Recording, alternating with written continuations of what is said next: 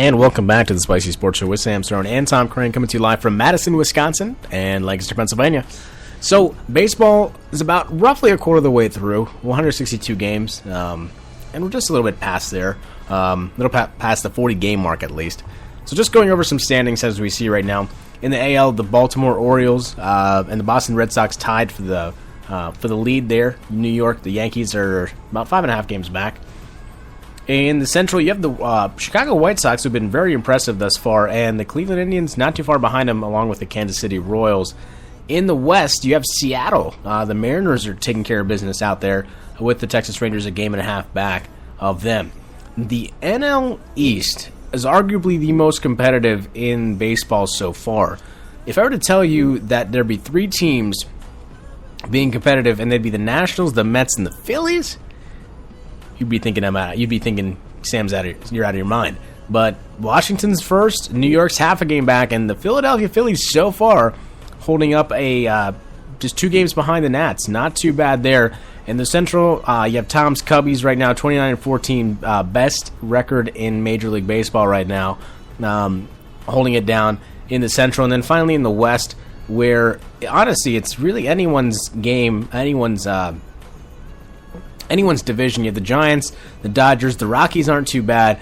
Neither the Diamondbacks as well. They're all holding it down in the NL West. So, Tom, tell me about what do you think has been the most surprising teams through about a quarter of the way through the season?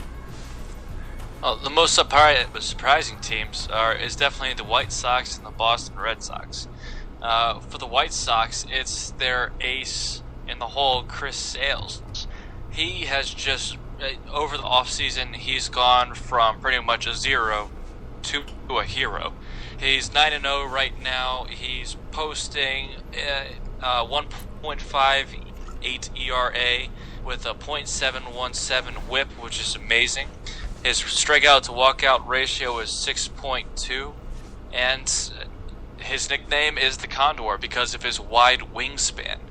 The reason why he's probably the best pitcher right now, other than Jake Arrieta, is because of his large 6'6" frame and his long arms, and that's why they pretty much call him the Condor. It's basically the fact that his arm just spins every which way, and it could be a 96 mile per hour ball or an 89. He's like mixing up his speeds with the ball really well this year, and that's the sign of a great pitcher. Now, when it comes to the second surprising team, the Boston Red Sox, they are absolutely killing it when it comes to team stats and batting. So far, they're first in pretty much 4 big categories. Runs, which they have 256. Batting average, which they're almost hitting 300 as a team. On-base percentage, .359. And slugging percentage, .485. So their offense is just an explosion right now. Pitching-wise, they're somewhat average, and they just lost Smith, who just went underneath the Tommy John surgery. But other than that, if they work out their pitching a little bit more, the Cubs will definitely be afraid of what's coming, especially the Orioles in the division. The third surprising one, and I know I just added that, was the Philadelphia Phillies. I don't know what they did in the offseason, but they were absolutely horrible last year, and they were actually picked, I think, 100-1 to go to the World Series this year. And right now they're keeping up with the Nats and the Mets, which is amazing right now.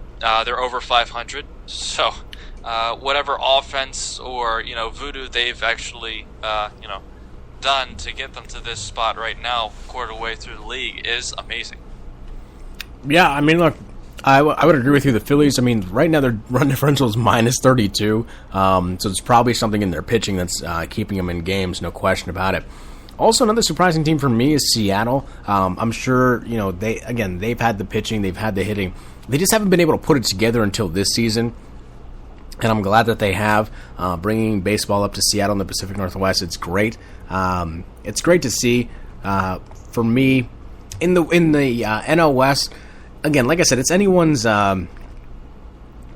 division right now. I mean, the Giants are the team to beat, no question about it. They always have been. They've at least been in the discussion the last couple of years. But you can't forget about the Dodgers and even the Rockies, too. If they can get a roll going in Colorado, I wouldn't be surprised if them making a run as well. And as you said, Tom, the Red Sox are one of the more surprising teams just because of how they've been able to put it together this season. I think a lot of it has to do with the acquisition of David Price from Toronto going to the Red Sox this season, and he's been great so far. And I think for Boston, they're always a team that needs to pitch well, and then, of course, their bats will do the rest. In the Central, Chris Sale so far, I think for me overall, has been the best pitcher in baseball. I mean, like you said, Tom, 9-0 record, about under a 1.5 ERA. He's always been a great pitcher, but the problem is he's never had the supporting cast in terms of hitting to take care of the rest. And this season, it seems that he does with the White Sox run differential of about 30 so far. Very impressive stuff. Tom, what team do you expect to make any big trades heading into the trade deadline this summer? Well, what I'm hoping for, and for my fiance's sake, is a big trade with the Baltimore Orioles, especially for their pitching needs. Their offense is doing well, especially at home. They're 17-8, but their road work needs to get better. They're only 9-8 on the road. Another big trade. Well, actually, I just want to mention this. Watch out for the Los Angeles Angels in the near future. They just got Tim Lincecum. They signed him for a year for $2.1 million, I believe. But that pitching area should definitely benefit them, especially since if Trout does not hit at least twice per game, it doesn't go 2 for whatever, they actually do quite horribly. So Trout needs to step it up, and Tim Lincecum can definitely help out with the runs against section. Other than that, I am not seeing too many huge, big-name, blockbuster trades that should happen during this season. As I said, just watch out for the Boston Red Sox and also the Los Angeles Angels to make a big come out. Yeah. So, of course, it sounds like we're just talking about the surprising good teams. What teams, Tom, in your mind, have been disappointing for you thus far? Number one on the list, Houston Astros. Just, what the heck happened to you guys? They had a great season last year. I know they struggled the season before that, but they looked good with Carrera. Dallas Keuchel has been okay pitching-wise. They dropped 2 sports ratings. It's just been a mess. Their batting average for a whole team is .229 right now, 29th in the league. On-base percentage and slugging percentage, both average. And their pitching is just horrible. Their earned run average as a team is 4.54. And their batting average against is .270. So whoever bats against the Astros, you're definitely going to get a hit streak going, and you're definitely going to get a lot of runs. That's a huge, huge disappointment for me right now. Other than that, there hasn't been too many big, surprising losses. Atlanta Braves, that's another one. But you could see that coming a mile away, especially with their manager. I would say, wasn't a good fit for them.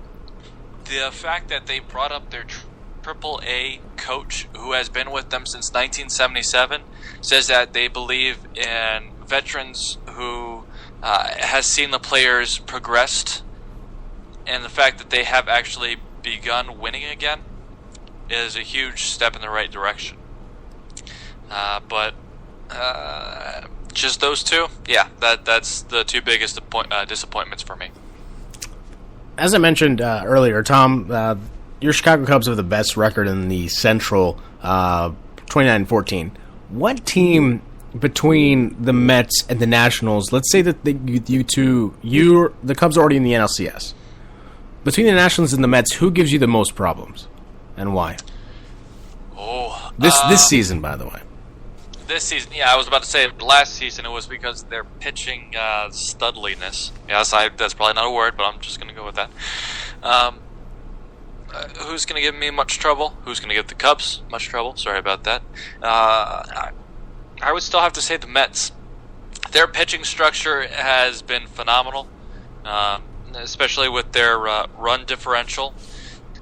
They've kept opponents down to only 142 runs, which is pretty good with their run score. They're at a plus 32. The Washington Nationals do have a better differential with plus 50, but when it's against the pitching staff that is confident in what they did in years previous, I would definitely give it to the Mets, giving the Cubs a huge struggle. Yeah. All right. That's it for our baseball topic. After we'll take a short break. When we come back, we'll be talking about the Champions League final, Real Madrid, Atletico Madrid. I didn't talk about it on Saturday, but this Saturday will be the final.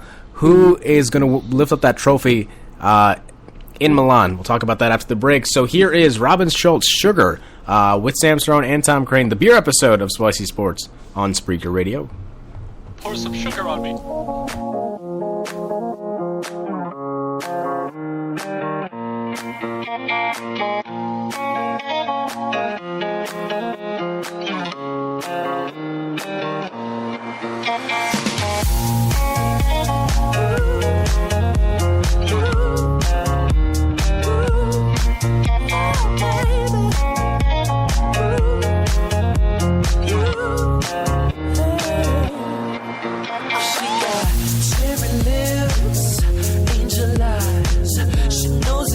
How to tantalize. She's out to get you, danger by design. Cold-blooded vixen, she don't compromise. She's something mystical and colored lights. So far from typical, but take my advice. Before you play with fire, do think twice. And if you get burned, don't be surprised. Lifted, drifting higher than the ceiling. Ooh, baby, it's the ultimate feeling. You got me lifted, feeling so gifted. Sugar, how you get so fly?